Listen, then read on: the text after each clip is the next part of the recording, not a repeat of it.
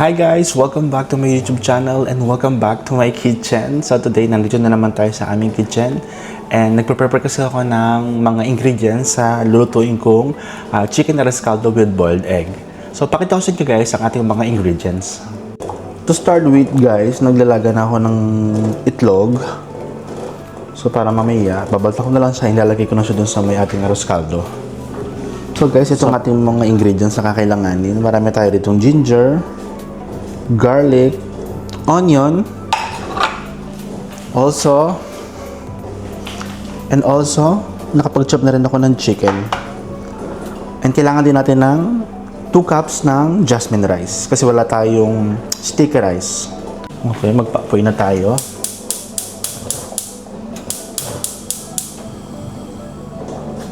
So mabilis lang yung gagawin natin, bali gigisa lang natin lahat ng ating ingredients.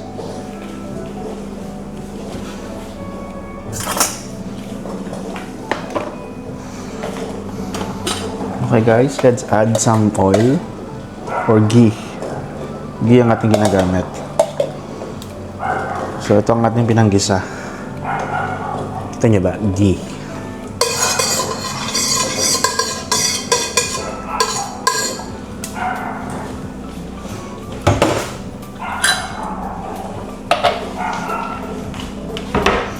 Lagyan agad natin yung chicken.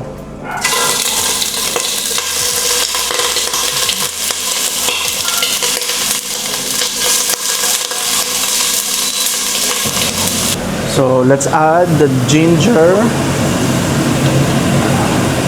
and the garlic. Sautay lang natin sila all together.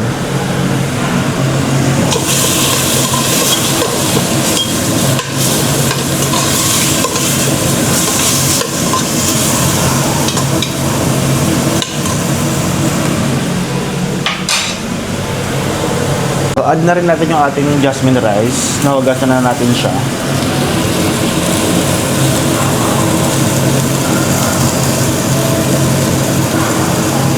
Then mag-add tayo ng hot water for soup.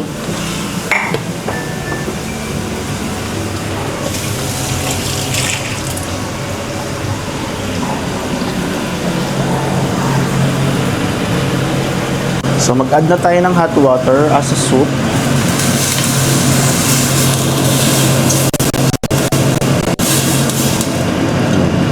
Add pa tayo ng isa. So guys, add na rin natin yung ating onion. Yan. So, nalagyan na natin siya ng water. So, antayin na lang natin maluto yung jasmine rice. So, takpan natin siya for 10 minutes. So, guys, after 10 minutes, ito na ang kanyang situation. So, wait lang natin maluto yung jasmine rice. And then, lagyan na natin yung mga pampalasa niya. So, maglalagay tayo ng chicken cubes, salt, pepper. Yan, mukhang masarap ng ating chicken rescaldo. And also, luto na rin yung ating egg. So, tatanggalin na lang natin yung kanyang balat. Guys, malapit na maluto ang ating chicken rescaldo. Open na natin siya.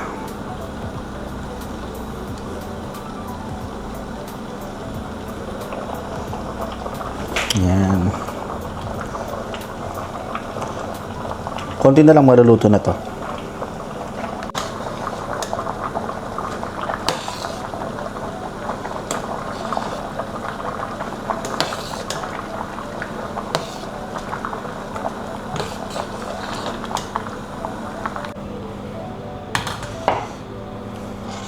So guys, luto na ang ating chicken rescaldo. So later, i-mix na lang to sa bowl kung gusto niyo.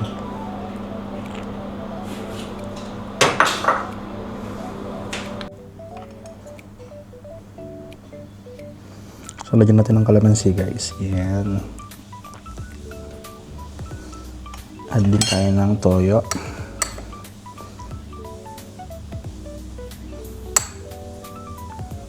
Then mix lang natin. Let's eat!